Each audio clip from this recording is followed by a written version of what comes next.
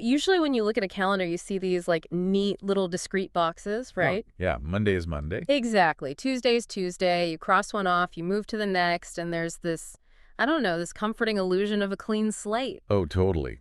A fresh start.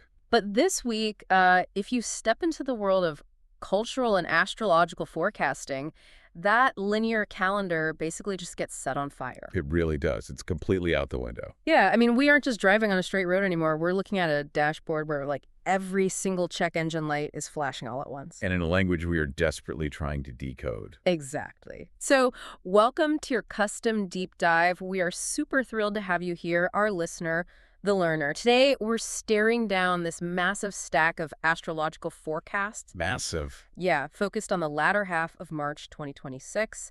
And we're pulling insights from a really diverse array of traditions, so Western astrology, Turkish astrological perspectives, and even Vedic forecasting. Which is amazing, because regardless of whether you're a firm believer who tracks every single planetary movement, Right. or you're just insanely curious about, human psychology and cultural trend forecasting, the mission of this deep dive is exactly the same. Right. We want to extract the core themes here. Yeah, the underlying themes of this incredibly intense period. There. Because we're looking at a window of time defined by massive reality checks, Oh, man. So true. the shedding of collective illusions, and just profound turning points. Because if there's one thing this whole diverse collection of materials agrees on, it's that late March 2026 is, well, it's historically rare. Unprecedented in a lot of ways, yeah. Yeah.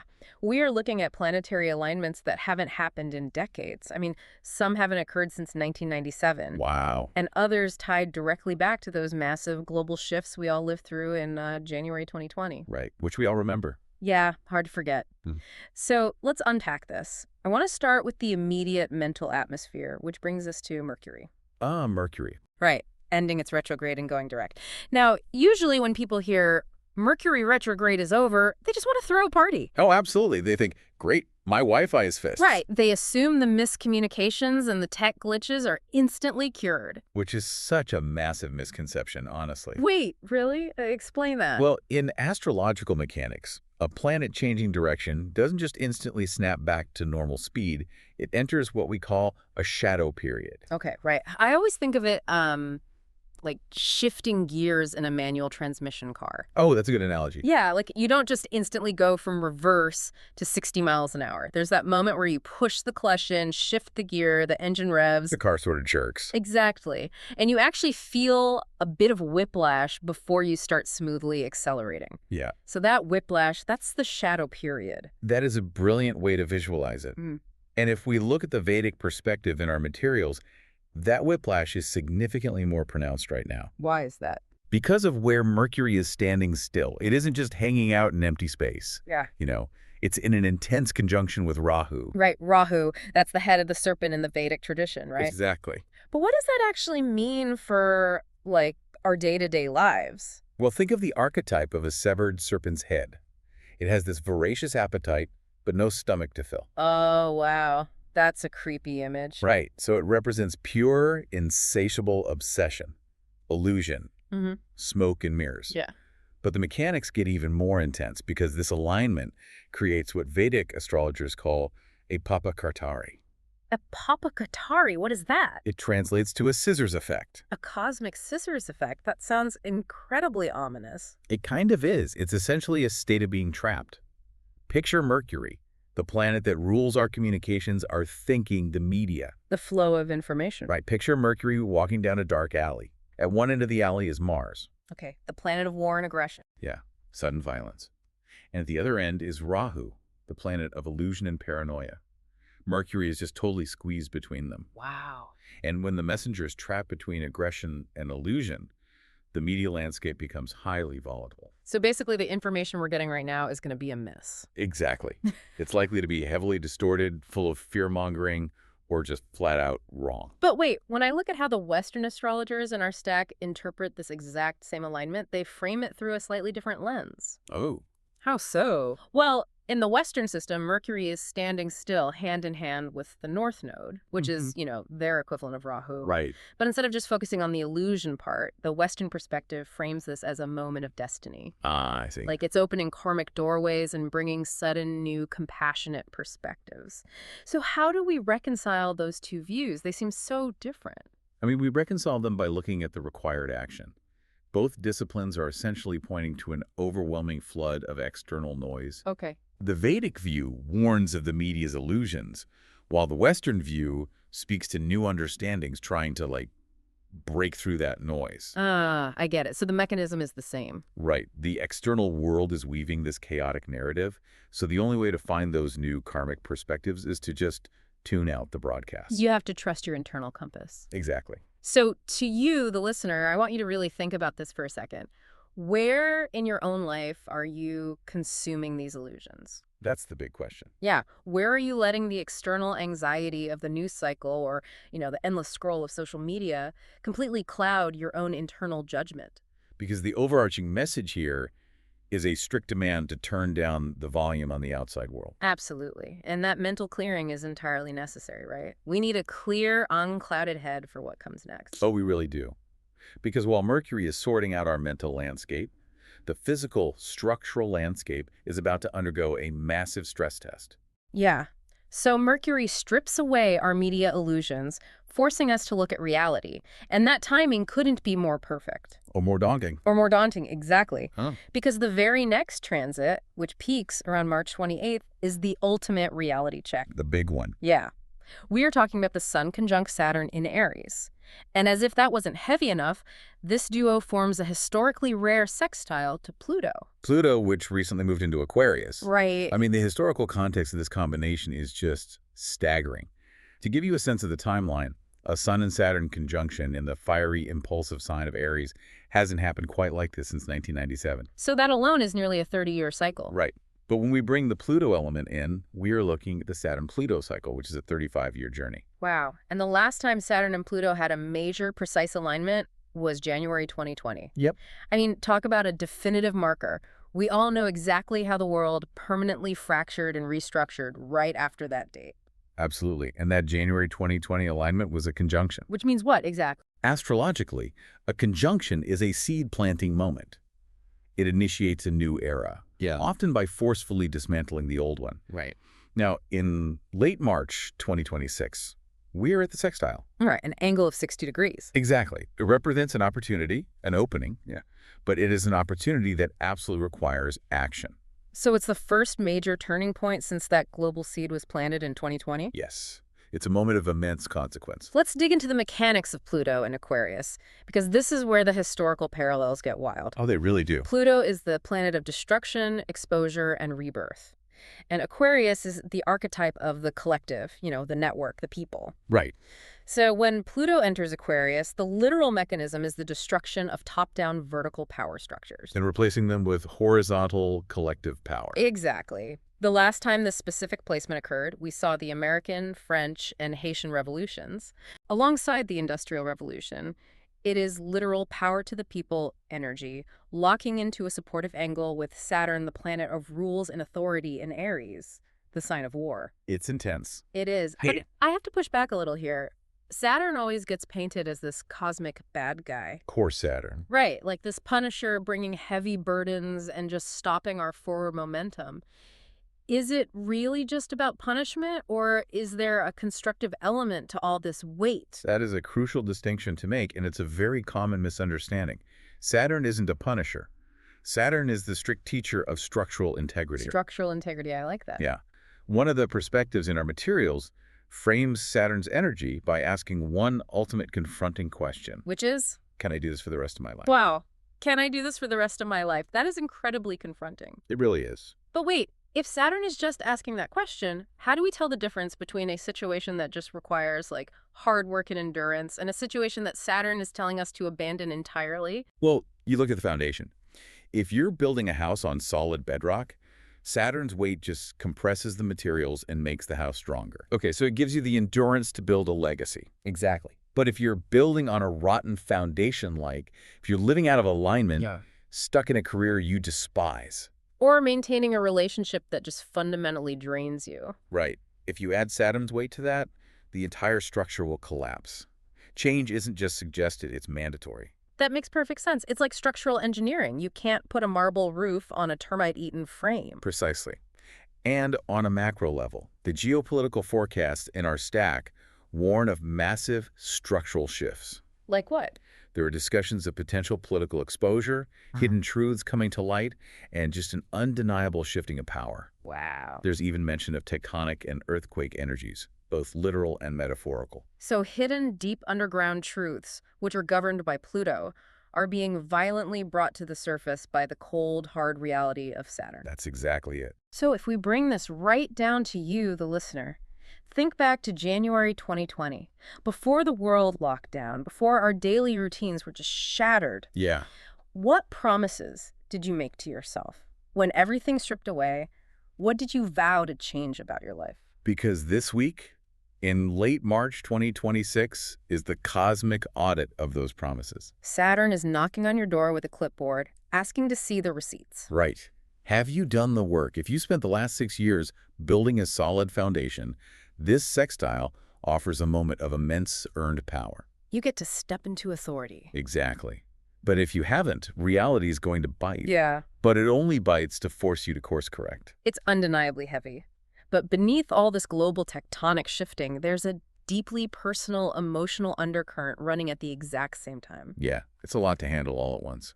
It feels like we're being asked to rebuild the government while simultaneously going to intensive couples therapy. That is a perfect way to describe it. That duality is the hallmark of this specific week.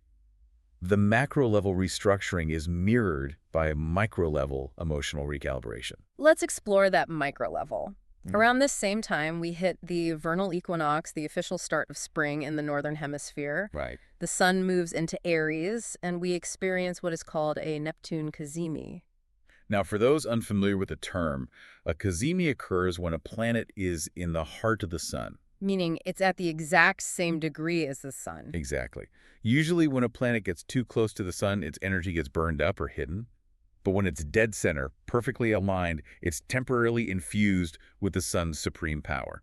It's an initiation. Yes. So with Neptune, the planet of dreams, spirituality, and ideals, sitting right in the heart of the sun in fiery Aries, we're looking at an awakening of our fighting spirit for those ideals. Right.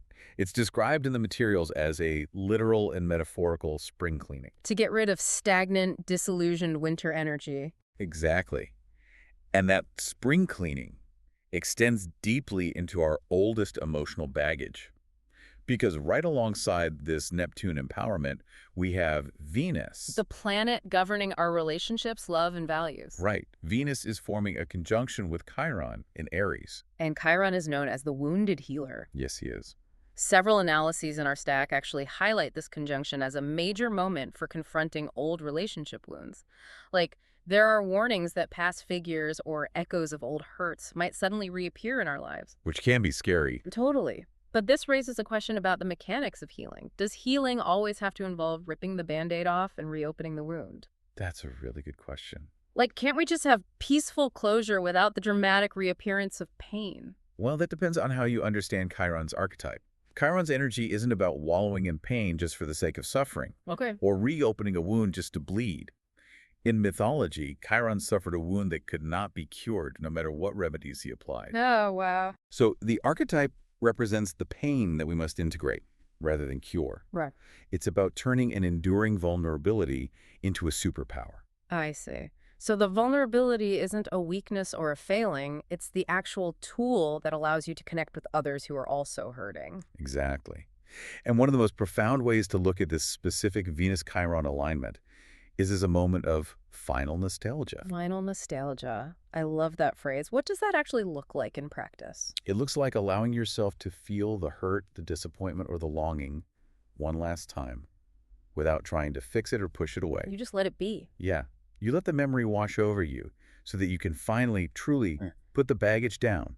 Think about holding an incredibly heavy box for 10 years. Okay. You've held it so long your muscles have actually formed around it. Setting it down is going to feel strange, maybe even painful for a second. Right, because you're so used to the weight. Exactly. Mm-hmm. But when you look at that old photograph or think of that old relationship, you realize you are not the same person who was wounded all those years ago. You're a different person now. And you simply no longer need to carry that weight. Yeah. It's an emotional spring cleaning that clears the internal space so you can actually build the new reality Saturn is demanding of you. That is incredibly poignant. It's a heavy week, but fundamentally it's a hopeful one. It really is. Now, looking at all these massive sky-high transits, Pluto, Saturn, Chiron, it can feel a bit, I don't know, abstract. Sure. I want to ground this theory. How does this energy actually manifest for different people? The materials provide some fantastic specific examples of how this planetary architecture hits the ground. It's crucial to see the practical application, because the universal themes we've discussed always filter through the highly specific circumstances of our individual lives. Let's put a spotlight on the sign of Cancer, because a significant portion of the analysis singles them out this week. Oh yeah, big week for Cancer. For Cancers, Jupiter, which is the planet of luck, expansion, and abundance, has been retrograding in their sign since November. And the materials use this brilliant analogy that Cancers have likely felt like they've been running on a treadmill for months. They've been putting in maximum effort, sweating, pushing themselves to the limit. But experiencing absolutely zero forward momentum. Exactly. The scenery just hasn't changed. Right. But this week, Jupiter finally moves direct in Cancer's sign. The treadmill is essentially turned off, and they are suddenly dropped onto solid ground. Which feels amazing. Totally. But it's not just that Jupiter is moving forward. Mars is forming a trine to this newly direct Jupiter. And a trine is an astrological angle of 120 degrees. If a sextile is an opportunity you have to work for, a trine is a beautifully paved downhill highway. All the friction is removed. Completely. So for Cancer, this means that all that pent-up energy, all that seemingly stalled effort on the treadmill is suddenly released onto this paved highway. Yes. It brings a surge of luck, expansion, and the potential for major breakthroughs, particularly in their career or life direction. Cancers are finally getting the cosmic green light to take on huge challenges and assert their purpose. The delayed gratification is finally paying off. It's a wonderful, explosive release for Cancer. But notice how the underlying theme of reality and authenticity remains the exact same, even for signs that are experiencing much more friction this week. That's a great point. Let's look at Pisces, for example. Okay, yeah. The heavy Sun-Saturn conjunction we discussed earlier is happening in their second house. And the second house governs personal finances, resources, and self-worth. Right. So Pisces is facing a massive financial reality check. They are being asked to look critically at their long-term resources and just stop scattering their energy. Saturn is basically looking at their bank account and asking that same question. Can you sustain these spending habits for the rest of your life? And if the answer is no, the structural collapse happens there. Exactly. And then we have Taurus, who is dealing with the moon and Uranus shaking up their social circles. Now, Uranus is the planet of sudden lightning strikes, rebellion, and disruption. So for Taurus, this isn't like a slow fade out of a friendship.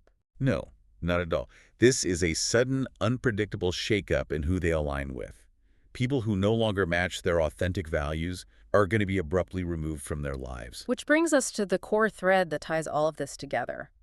Whether you are a Cancer finally reaping massive career rewards because you put in the unseen, grueling hours on that treadmill, Right. or a Pisces setting incredibly strict financial boundaries, or a Taurus demanding absolute authenticity from their friendships. The universal demand is the same. The stars are uniformly demanding authenticity. The overarching theme, regardless of your specific sign or circumstances, is about shedding dead weight. You simply cannot carry illusions, toxic relationships, or false promises into this next era. No, the planetary architecture simply won't support it anymore. The energy required to maintain a lie right now is far greater than the energy required to face the truth. Wow. Well said. Okay, let's bring this all together. We have covered a massive amount of cosmic ground today. We really have. We're looking at late March 2026 as a definitive historical turning point.